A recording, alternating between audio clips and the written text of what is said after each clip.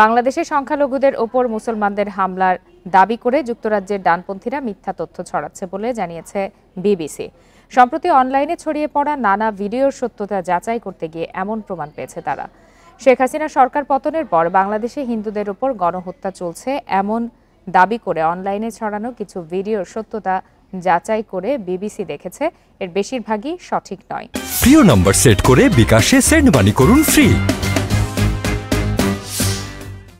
এবং যে কয়টি স্থানে হামলা হয়েছে সেগুলো ধর্মীয় নয় বরং রাজনৈতিক ক্ষোভ থেকেই হয়েছে।